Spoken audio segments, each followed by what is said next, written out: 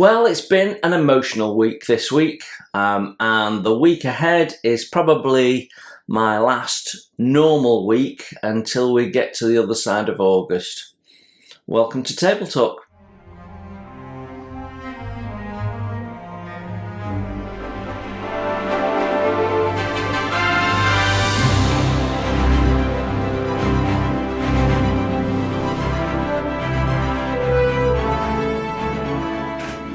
Hello and welcome to Table Talk. It's Saturday the 22nd of July and everything's about to change. But we'll talk more about that in a minute. Firstly, if you're one of my new subscribers this week, welcome to the channel. Thank you very, very much for joining. There is bound to be something if you go and have a dig around my videos that you will enjoy watching or find interesting or find helpful, or who knows what. There's something for everyone in there, I think. Lots and lots of stuff in there these days. I don't ever remove my videos, so that's not 100% true. I very rarely remove videos, so everything pretty much that I've produced is there to find, and we are heading towards 3 years old, and in that time there's been quite a bit of content chucked out, so there's lots and lots to rummage through. I do try periodically to go and tidy it into playlists, but I haven't had a chance to do that for a little while. So the school summer holidays is definitely one of those times when I find a little spot where I can just tidy things up. So it will be being tidied up soon. So you'll just have to have a good dig. There's something there for everyone. If you're not a new subscriber, but you're new to this, then what we do in this video is we talk about what happened last week. We talk about what's coming up, usually what's coming up in the immediate week, plus one or two other things. And this week will be plenty of one or two other things as we talk about the summer holiday period, what that looks like, and what that means to the channel. We also talk about what's been happening on the desks, stash ads, future plans, all of that sort of stuff happens in here. So if you're waiting for the Scharnhorst build, say you saw my new trailer that I put out this week, and you subscribed on the back of that because you'd love to see a 1-200 Scharnhorst fully built with all the aftermarket you can get, and fully weathered and fully rigged, this is the place to find out when that's happening and what's happening before then, and so on. So that's Table Talk. A lot to cover, I think, surprisingly, but not necessarily a lot on the model front. So let's just start with what happened last weekend. So if you're new to the channel, what I do is I concentrate on a build for a week, then I flip to another build. It's a good way of me not getting burnout in the build and just getting fed up of it. And we're sort of at that point with one of my builds, and we've just come out of that in one of my other builds, and it's a good way of balancing the two. So my focus last weekend was on the Queen Mary 2, and we'll talk a little bit about that in a minute. So the focus for this weekend would normally be the Gota, and what I do is I concentrate on that build all weekend, and then any modelling time I get in the week, and I usually get one full night plus a little bit here and there if I'm lucky, we then concentrate on that build as well. What I'm doing at the moment though is on a Saturday morning I'm doing fly, and that's working quite well. I'm at the moment doing the second planking of the lower hull, and I'm probably getting four or five strips down at a time. So yeah, it's slow progress, but at least it's progress, because it's been sat there for a few months idling. So it feels not. I quite look forward to a Saturday morning, because it's a complete change of pace to anything else I might have done in the week. So Queen Mary 2 build, there's not a lot to show you really. It was a lot of painting. So we painted the floors. We painted, finished painting the remaining pools. I did, however, build a bandstand, and here's a picture of it.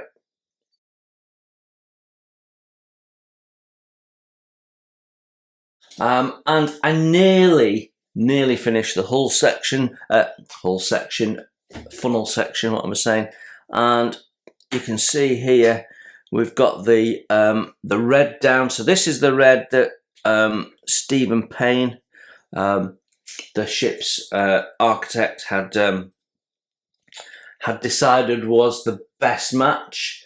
So it certainly looks the part. I've just got to finish doing the black stripes on there, and then we can build the funnel up. So we're at that point where some stuff's going to suddenly come together, and then I've got quite a bit of scratch building to do. So what I did last weekend is I jumped back to the earliest point in the instructions where I hadn't done something, and went back to that and made sure I ticked it all off and started progressing back through the instructions. So we're going simultaneously through the top deck and the bottom deck. I also removed the helicopter landing pad decal and resealed the decks. So the decal came off quite well. I resealed the decks. I did go back and check because I couldn't remember whether I had or not, but I had sealed the deck before. Now I do have, if you remember back in the early days, when I got the kit, it was water damaged, and the decals had got wet, and had adhered to the backing paper.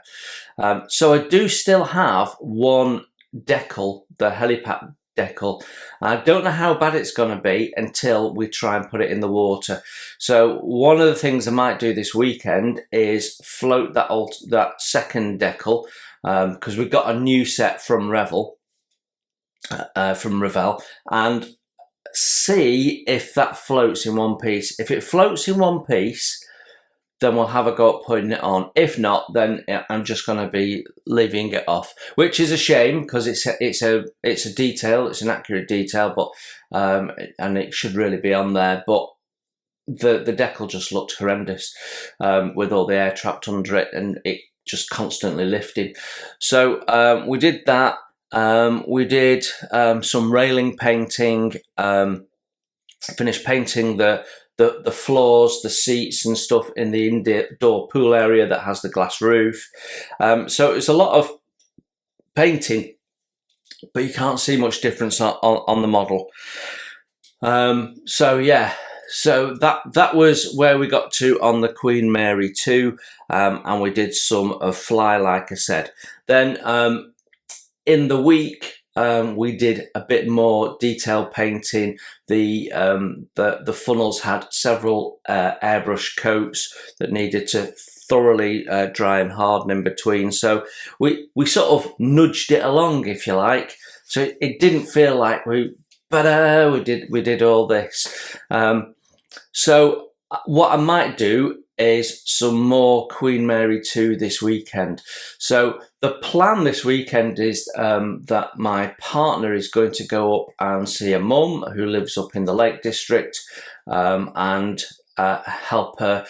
She's doing some alterations to the house, and she's going to go up and help her along with her sister. So my weekend was looking like Sunday I would be free all day, with no one here, because my youngest daughter would be at her mum's. My eldest daughter was also going to be at her mum's, which is unusual because she was going to walk her to the high school and back and show her how to do that.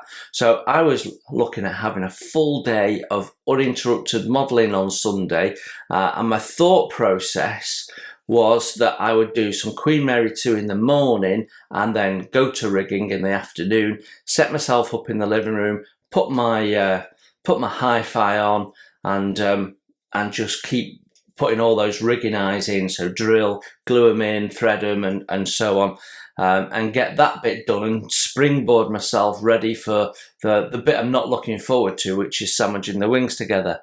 However, Paula has had an increasingly bad sore throat during the week and is feeling less and less clever. So today she's going to be COVID testing. So if she's got COVID, she won't be going. So I might not get the uninterrupted that I'd like. That being said, my granddaughter is going to go away, and one of the issues I have at the weekend now is we have a granddaughter usually one of those days from about 11 o'clock to 6 o'clock, thereabouts. I can do a little bit, but it massively indents on my modelling because I'm constantly up and helping or getting involved or what have you. And when I do record, I can only record what I'm doing and I can't talk over it. So that either creates work because I've got to do a voiceover, or we're going to put music in. So all of those usual things that interrupt what I'm doing were going to go away. I was going to have the house to myself for a day, which is so rare, you wouldn't believe it. But that's might not happen yet. So we will just have to see. So that's what happened on the desk last week. You're probably wondering where all the model kits are because it's been a bit like that the last few weeks. Well, there was no stash ads. That doesn't mean I didn't buy anything. I did manage to pick up a real bargain. Now, if you're careful and clever and have a good deal of luck, sometimes on eBay you can get something that's an absolute steal. Now, I've been looking to get hold of one of these kits for quite some time, but I'm not prepared to pay silly money, and a lot of kits on eBay are silly money and you can get them cheaper elsewhere. I certainly don't buy new kits from eBay as a general rule because it's more expensive. eBay's taking its cut.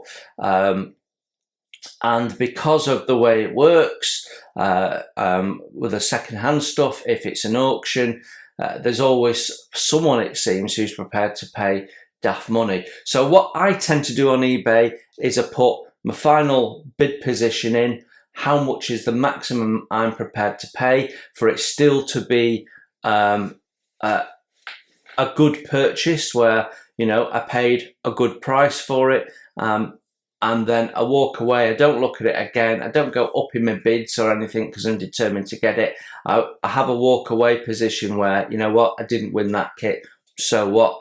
And that's what I go straight in at. I put my walk away position in and I leave it and I wait to get the message to say you've won, or most of the time you haven't.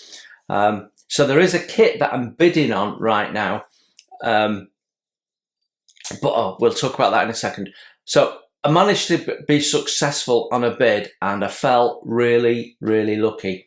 So there's a little bit of a story about it, which is going to lead into this book you can see on my desk. So back when I was a kid, my dad bought me the 1 to 180 scale HMS Victory from Airfix. And it was my most proud build when I built it. It looked the part, but I did a really good job of painting the stern gallery, and I copied how it looked on the artwork. Now, I don't remember what version of the kit I got, but I suspect it's the one that I managed to get on eBay this week. And we'll talk about why that is in a moment. But when I first built it, I built it with no rigging, no sails, so just the plastic parts. So I built the lower hull and the masts and the yards, and all the spars and stuff, but I didn't put the rigging on. We didn't have any of the shrouds on it or anything like that. But I still absolutely loved it. At the time, I'd pushed my boundaries in the care I took on the painting of it.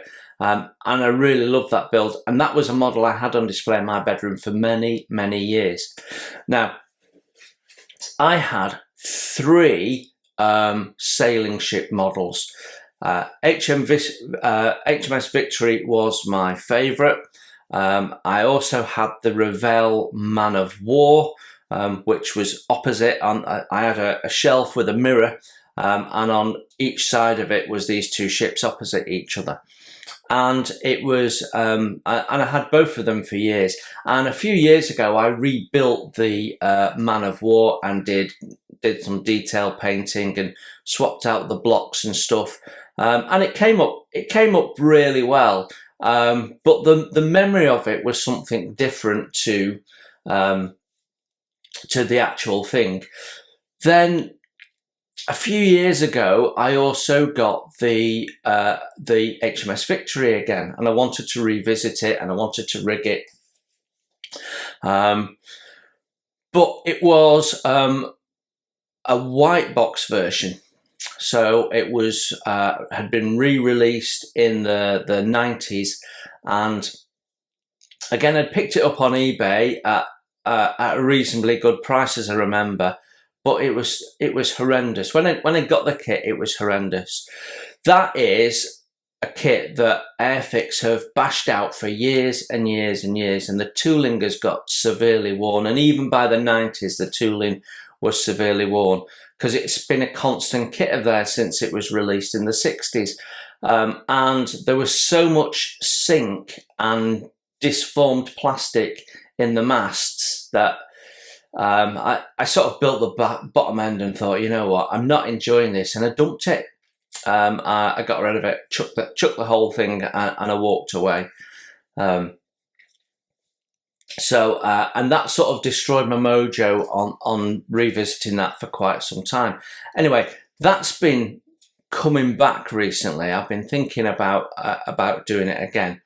Now, the original build that I did of the Victory, I remember the base plastic was black. So there is it was released, then re-released, and then there's a sort of a gap. When you look on ScaleMates, there's a gap in the 70s where it doesn't appear to be released, and it absolutely was. Now, I've picked up one of those early 70 releases, so I think it is the same version that I originally built, which would have been in the back end of the 70s, probably around about 79. I think I got the HMS Victory kit for Christmas, and I got this book for Christmas when I was 9, and I've still got it, and we'll talk about the book separately later. So I think I've managed to pull off getting hold of that original one. Now, the benefit of that is the tooling would have been in much better condition then, so it'll be a lot crisper. And looking at the pictures of the parts on eBay, that certainly seemed to be the case. Now, I looked at the pictures of several kits that were on there that were of this type. Now, I was really lucky. It's been put on eBay by a charity. So a charity shop's put it on, a hospice charity shop.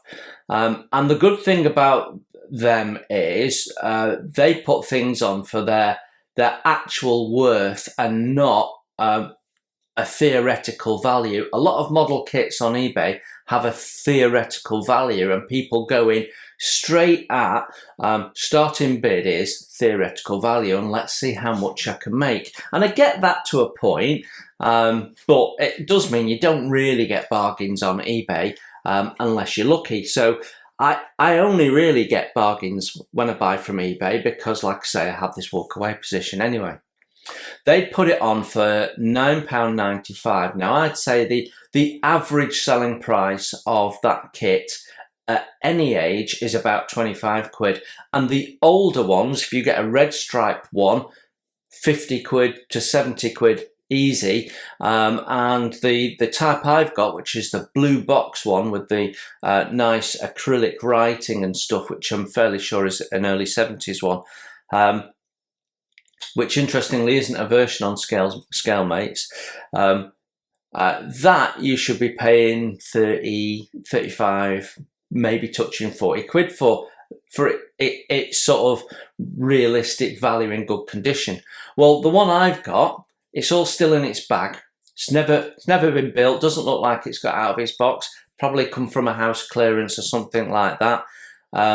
They put it on for £9.99, and I think the same for shipping. And it's a bit cheeky on the shipping. The shipping should be about half of that price. But anyway, they're sending it by courier. It's coming DPD, so that's partly the extra cost, I guess. And they know it's not going to get damaged, so fair enough. So £20 all in all. So I decided that the most I wanted to pay for that kit was £25 plus the shipping. So I put in my bid, walked away. Nobody else bid on it. So I don't know whether it was the wording in their listing or what, because I'd bid on one the previous week, which was in slightly better condition. The box was in better condition, but also sealed. The same kit version, the blue box with the acrylic writing, and I'd bid 25 quid for that, and I think it ended up going for 45. So, you know, so I was really lucky. I've managed to get it for £20, so I've got it for less than it's worth. I've got a kit that's been produced at a time when the tooling isn't tired. I don't know why FX don't retool it. It is probably their ultimate classic kit. But anyway, and you can still buy it now off their website. It's live in the catalogue, and the plastic in there will be absolutely shocking. So anyway, I managed to buy that. It's not turned up yet. I'm expecting it today, tomorrow, possibly.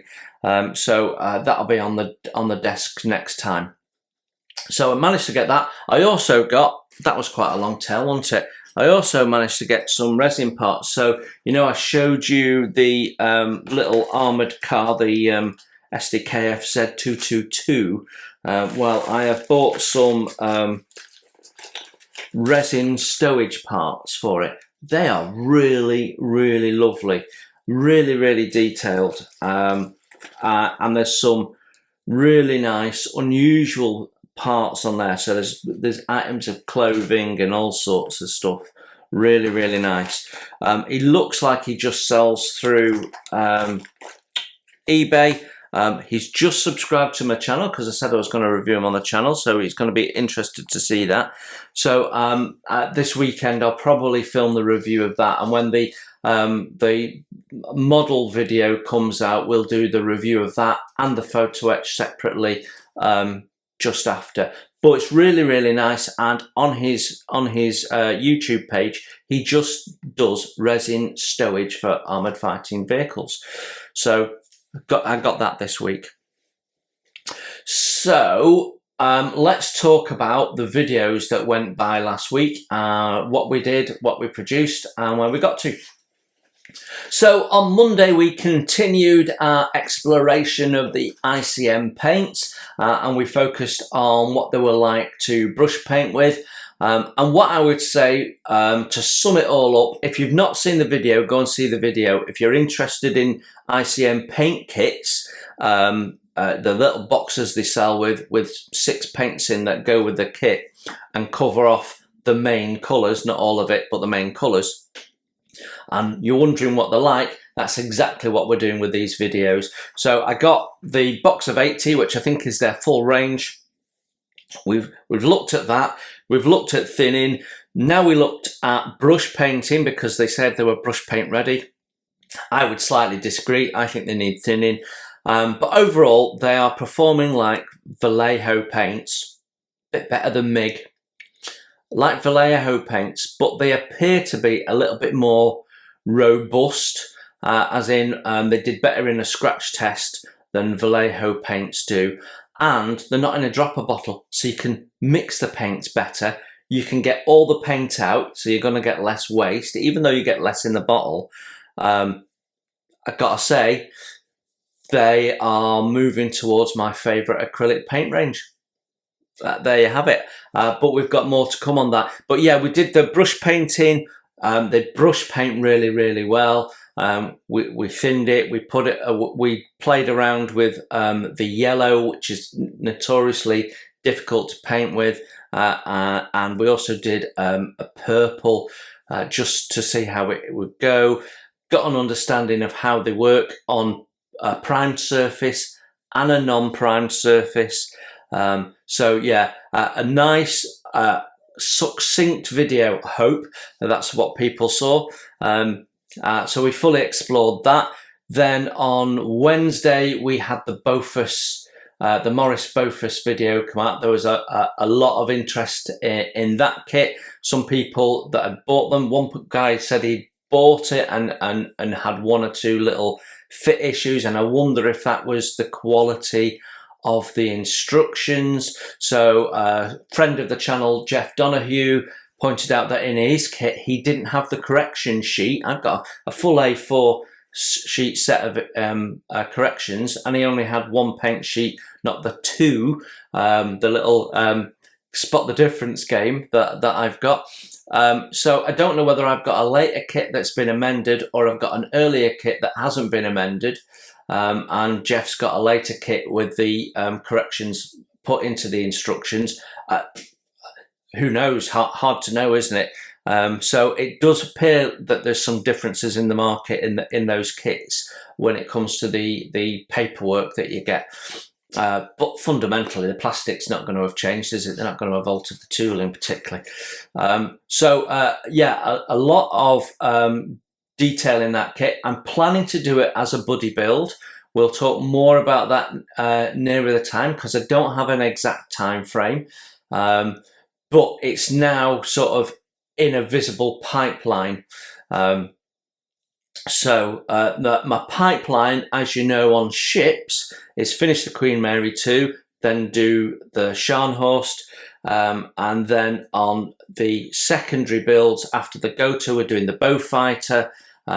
Then we've got the subscriber selected kit. We'll talk about that in a second. And then probably that's when we'll jump onto the Morris Beaufort as a buddy build. And we're going to do that with at least one other channel, maybe two. We talked about it this week, confirmed that we plan to do that. So yeah, as soon as I'm ready, they'll be ready to jump on it as well. So that's something that's coming up at some point in the future.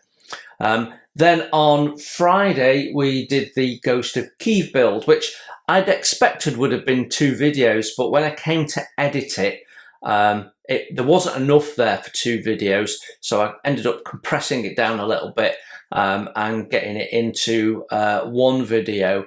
And I actually built the kit up to the point where it was primed last year, not long after it first came out, and we built it all up. And then when I was clearing the decks, that was one of the builds that got parked. I had 5 builds on the go. That one got parked. I concentrated on clearing the others, and I never jumped back onto it. And then I needed something to airbrush to test the ICM paints out, and what better to do than finish off the Ghost of Kiev. And I also knew that I was going to need a little bit of gap filler with the Queen Mary 2 and the Gotha, because both of those were at parts that were a bit tedious. I had all those balustrades to do, and then on the Gotha we've got all the rigging to do. So finishing the Ghost of Kiev just killed a couple of birds with one stone, basically. So we did do that all in the ICM paints. So, and it turned out all right. The kit itself, not happy with. I'm a bit of a perfectionist, and if it's not, I don't see any of my builds as ever being perfect. You know, I don't consider myself to be a master modeler, but I do accept there are people that don't have my level of skill, and there's something they can learn from, because many people have said that to me. I've said before, you know, I'm not a master modeler. I have done some professional model building and stuff, but I don't consider myself the greatest modeler in the world by a long margin. But there are other people who've got stuff to learn that they can learn from me. I accept that. And that's really nice. It's nice to be giving back to people and helping people out. That's how I've learned. You know, it's how we all learn. So I enjoy that element of doing this. So the Ghost of Kiev ended up as one complete build. And you know, the biggest issue on there was the decals. But if you've not seen it yet, I'm not going to spoil it. Go and watch it. You get the full build from start to finish, and a post-build summary in that video. So yeah, now I'm recording this before that's gone out tonight, so I don't know how popular or not it is. I just can't tell. It's really strange. When I think something's going to be really interesting, nobody else seems to. And when I think this is a bit niche and I'm going to enjoy it, but most other people won't be interested, loads of people are. One thing that's becoming clear, though, is that a lot of people that follow this channel like the classic kits. That is becoming very, very clear. So when we did the build of the MiG that was re-released for the Top Gun Maverick film, which was unfortunate. They were supposed to be releasing it as the film came out, and then the film got delayed because of the pandemic, and they didn't align. We built that, and we did that in a video, a load of fun, and that was very popular. Then when we reviewed the Airfix Jungle Outpost kit in its original form with the VAC form base, really popular video. And then when we did the subscriber special for 6,000 subscribers, and you guys had a chance to vote for what kit you'd like to see next, it was neck and neck right from off the starting blocks with the two oldest kits out there, the Matchbox kit and the Airfix Hotspur kit. And if you didn't see the conclusion to that, which went out yesterday, there's your winner. So we will be building that after the Beaufighter, and then we'll do the Morris. So you know, you can see my pipeline ahead now. So I'm really looking forward to that, because that's a straight out of the box build. We'll be focusing on detail painting and painting technique to get the very best out of this nice old 70s kit. Now, as many of you know, this is the only 1:76 scale armoured diorama set that Matchbox produced that I didn't build. I built all the others, all of them. I only ever built them once. I just built them once, but I was, you know, going through that process. I never built this one for some reason. And the law of sod, somebody spotted this the other day and, oh, the best armoured fighting vehicle kit they ever made. Yeah, that would be the one I didn't build. So I'm really doubly looking forward to this now. Now, before we talk about what's coming up next week, I want to talk about this. So this is a model book that came out 1976. It's by a French author, and it was printed in English in 1979, and I got this as a birthday present, sorry, a Christmas present, I think, in 1979. So I've had this for 43 years now, and this book was the book that upped my game at modelling. Before this book, I built all of my models straight out of the box. I built them using Humbrol enamel paints and tube glue. And I had, my tools were a penknife, a fingernail emery board, pair of scissors, and I did it on a little foldable orange picnic table that I could sit on the floor. It folded up over my lap, and I sat on there and I did my modelling on there. And that's how I worked for years. And you know, I was 9 when I got this, so I was doing things on a very basic level. And I'm not saying that overnight this changed things, but constantly rereading this book and looking through this book. I was dyslexic, so I just read snippets at a time. It inspired me in so many ways to push boundaries and do things. And there's some pictures in here that really inspired me to do things. So I'm gonna just find, here we go. So I always wanted to, well, when I started work, I started as a butcher, and lamb got delivered in like a cloth, and I used to take this cloth home and wash it and use it. It looked just like that, and use it for camouflage netting. I ran out of it years ago. I haven't got any more left, unfortunately. But yeah, mutton cloth. It was a beautiful thing for my models, and I started doing that because of that picture. And this picture here is why I originally bought an SDKF Z222. And I was really inspired by that. I loved the animation in it. It's when I started thinking about taking the model further than it had been before.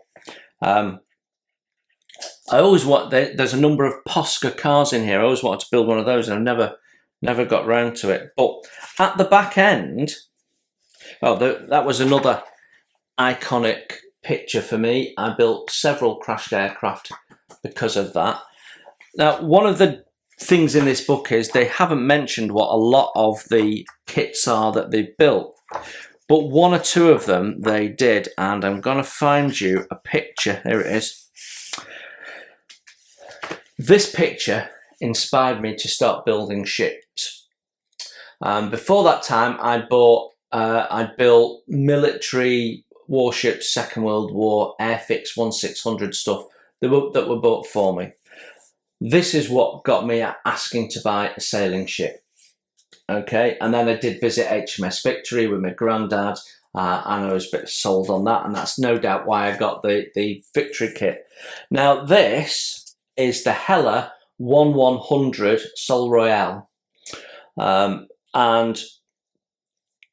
for 40 plus years I've looked at that and thought, oh, I really want to build that kit. And what I'm thinking of doing now is buying the Hella kit. It's been recently re-released as Hella is coming back to life. It's been reboxed, it's come out. It's around about 250 quid most places, but I can actually pick it up from Creative Models for about 205. Not got any in stock at the moment. But what I'm intending to do is fund it from the money that I generate from the channel. And when we can, you know, it's a decent size, it's over 1/2 meter long, over 1/2 meter high. You get the chance to rig it properly, decent size sails. 1/100 is a good scale for a sailing ship. So it will be an imposing model. It's old, so the plastic will need some work, you know. It's got ejector pins where you don't want them, and all of that sort of stuff. You can get aftermarket for it in various types, but it's expensive, I can tell you. But given its scale, I can probably get much more cheaply aftermarket stuff myself and work it out myself. So it's a kit I've always wanted to build. And what I'm going to say is I'm going to fund it from the channel. So the channel generates a certain amount of money from adverts every week. But I now have a feature under all of my videos. It's the little heart with a $sign in, where you can hit super chat. Well, on the live stream on a Saturday, you can hit super chat and you can donate some money to the channel if you wish. And on the non-live videos, the non-premieres, you can hit super fan, which is that little button I just described, and you can donate to the channel. So any money that gets donated to the channel is going to go into the pot to purchase the Sol Royale. So it will be subscriber and viewer funded. And when we've got enough money to do that, I will go and buy it, and yeah, it'll be funded by you. And then at some point we'll build it on the channel. We'll get to review it. You can see what it's like many years after it was first released. But it raised a few eyebrows when it was first released, because there is no certainty about what the Sol Royale looked like. So there was a lot of debate in the community when it was first released, and I've seen that debate bubble up from time to time over the years. So it's Hella's take on what the Sol Royale probably or could have looked like. But if you like a blingy ship, you ain't going to get a lot blingier than the Sol Royale, in fairness. Now, you can get it as a wooden ship. I have got it as the D'Agostini part work, and I actually started it because I was working on their part work channel at the time, and doing builds to encourage other people to build. So I started it as part of that. Then I left doing that for various reasons I won't go into. And it got parked. But the plastic kit is something that I've wanted to build for many, many years. So we're going to crowdfund it. So if you'd like to support that, you now know how to do that. Go and hit the little button. If this channel has ever given you something and you're grateful for it and you'd like to say thank you, that's your little opportunity. It's under all the videos. So as videos come out, if you think, you know what, that was really helpful, I really enjoyed that, you know, that was, and I'm quite happy to give £1 or $1 or whatever, because that was an hour that I totally enjoyed and it was worth $1, then, you know, by all means do that. At the same time, I know that you know, inflationary pressures and all that. No one's in the best place or in as good a place as they were. That's for sure. So there's no pressure. There's no obligation. I intend to keep the channel free for everyone to view. So I'm not going to do Patreon. I'm not going to do membership. I haven't got time to put more into it and do more, and I'd rather it was free for everyone. I have considered merchandise. You know, from time to time I've been asked about stickers, and t-shirts and mugs, but I have to buy a minimum quantity, and the way I see it is I could buy 100 or 250 stickers so that 3 people can have a sticker. It's not worth me doing it. And again, it'd have to be funded by the channel. The channel is self-funded now, so it comes from the revenue of YouTube, and I'd rather spend the money on kits that we end up building or reviewing. I'm not saying I'm never going to do it, but right now at 6,000 subscribers, I think that makes less sense, and a lot of people run out and do it, and I think probably ended up stuck with a load of stock that they can't give away for years. So I'm trying to be, if I do it, I'll wait for the moment is what I'm saying. And I'm sure, you know, there's bound to be someone who puts in the comment, oh, I'd love a model kit stuff mug. I've got to be honest, so would I. But I have a plan for that in the future. But at the end of the day, I don't want to spend the channel's money on something that becomes a lost leader, and I don't get anything out of it. So we'll wait and see on that one. But any money that's generated will go into kits. It goes into other things like buying glue and stuff, but I don't need anything at the moment. So at the moment it's going into kits, and that's what we're going to do right now. We're going to crowd fund the Sol Royale from you guys.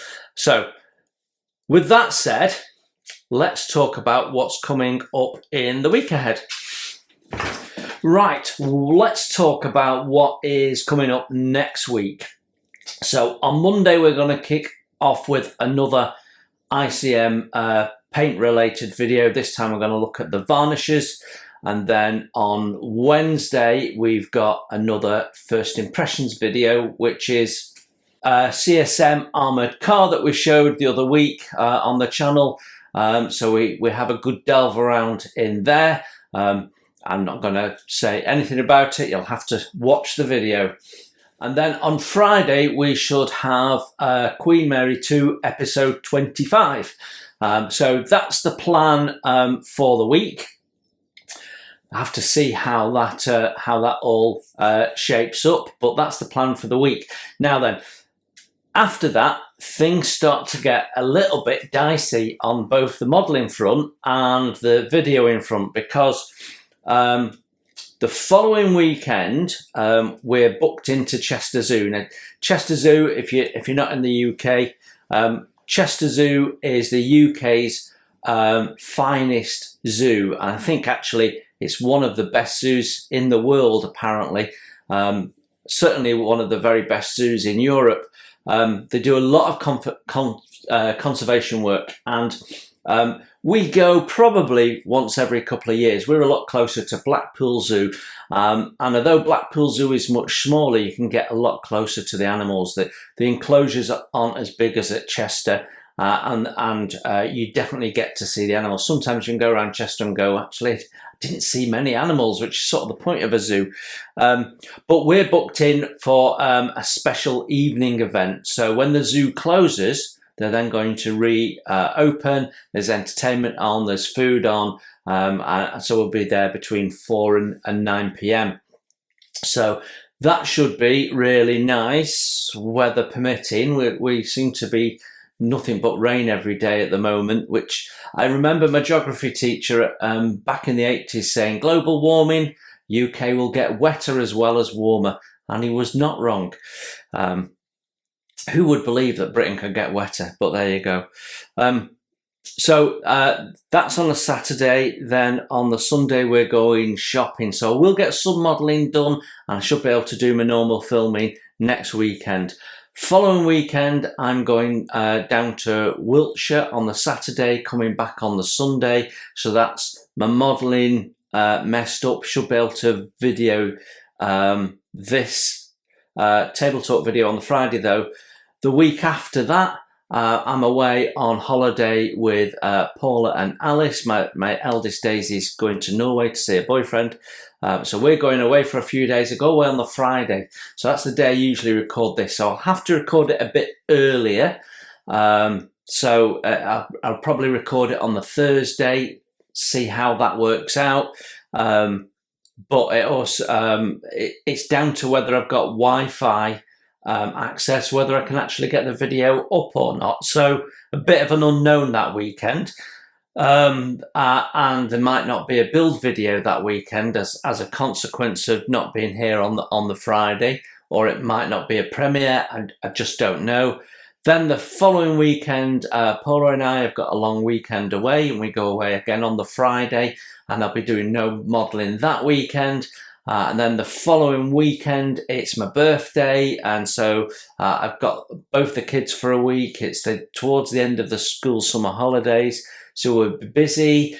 Modelling will feature in my week off, but how much I'll get done and how much video editing I'll get done, I don't know. So August is looking like a week that's going to have a little bit of interruptions. Typically, if I don't put out my standard 3 videos a week, we see a drop in subscribers. So August is just going to slow down a bit. But also the viewing of videos goes down in August, because just like I'm doing stuff, it's the summer holidays and you're busy, so is everyone else. So YouTube generally gets quieter in August. That's been my how I've seen it the last 2-3 years. I've been doing this through the summers. So August, yet to see how that's going to shape up. Then when everyone goes back in September, we should get back into our routine. So I'm not making any promises. I will try and get a table talk out every week, but I can't even promise that. But I will give you as much updates as I can. So next week I might be giving you a 2-week update. I don't know. But yeah, there we go. Right, shall we have a quick look at the garden? Right, a quick dash out between showers. So, tomatoes. It's literally just stopped raining, and you can see they are coming on really well. Give you an idea. Really nicely, and these are going to be cherry tomatoes. I've got another flower up there, so we might get some more. Strawberries have sort of finished. There's one or two still on there. Our leeks are looking really quite good. They're going to be sort of baby leeks, but no worries. They're going to get chopped up and cooked, so who cares what they look like. Fern always looks nice in the rain. The ferns always look nice when they're damp and shiny. Then we've got, I'll just step back, all the red flowers, absolutely stunning. We didn't successfully put something in that gap, so we need to do that for next year. This hosta's been a little bit swamped, so I have, I'll do a little bit of trimming back, see if we can get that thing to flower, because my other hosta is flowering, and that's the most heads of flowers I've ever had. Started off with one, we had 2 last year, we got 4 this year. So and they're really pretty flowers once they're fully open. But all this rain is sort of slowing things down a little bit for them, because we're not quite getting the sunshine with it. And for some reason my bamboos decided to take a lean. Don't know why that is, but you can see there's a definite lean, but frames things nicely. I've got another little allium bobbing off there, a little baby one. It never gets much bigger than that, this one. I'm not sure what species it is. You can see that still flowering, still busy with bees. Lavender's out and smells glorious.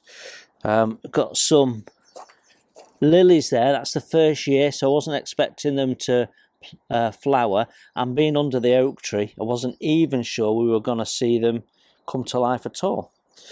Then if we have a look over here, you can see our lanterns putting on some weight.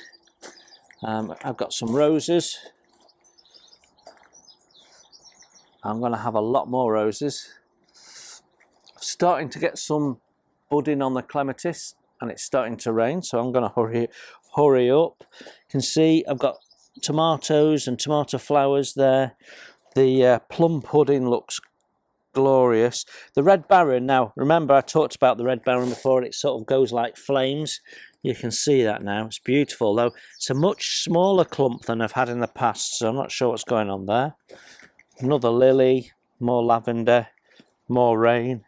Rhubarb, we had some a couple of weeks ago, so that's just bouncing back from me eating a load. And we've not got many spring onions left.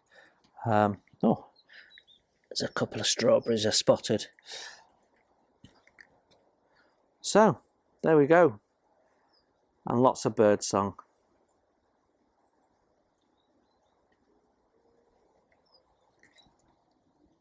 And bugs.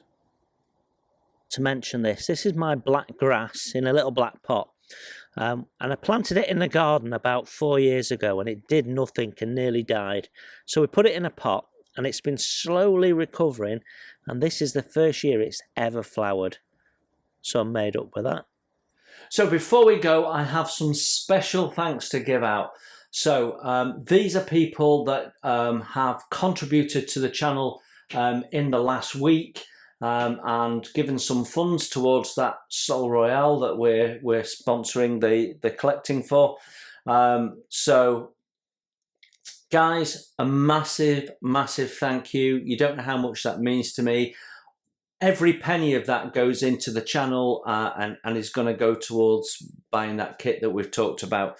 It's not like I go and take the kids out for a treat on it or anything like that. My hobby is now solely funded by the channel. The channel is solely funded by you guys watching the videos, the adverts, and for hitting that little super thanks button. So a big thank you to military modeler Paul. If you don't watch his channel, get over there, go and check him out. He's building a 1/200 British ship whose name escaped. I can't remember if it's Rodney or Nelson. It's one of the two. I think it's Rodney. But anyway, he's doing a really, really lovely, clean box job of it with, everything is perfect, well explained, nice videos, great channel. So go and check him out. Big thank you, Paul, to the contribution. A massive thank you to Paul Taylor in Canada, I think, for contributing to the channel. Huge thank you, buddy. It's greatly, greatly appreciated. And finally, huge thank you to Kent Barnes for the money that he gave to the channel last week. Kent, it's massively appreciated. You now know what that's going to go to. So we will pool that all together. It sits there until I've got enough to purchase the kit, and then we can review it and so on. So a massive thank you to you guys. If you would like a shout out, you'd like to be named on the channel, then all you got to do is hit the super thanks button. Doesn't matter how much you contribute. Certainly don't do it if you can't afford to do it. I'm not obliging anyone to do it, but if you'd like to help the channel, if you'd like to support the channel, it's massively appreciated, and I will mention you at the back end of my table talk videos. Right, that's it for this week. Have a great week. You enjoy your modelling. Thank you very much for watching, and I will see you very soon.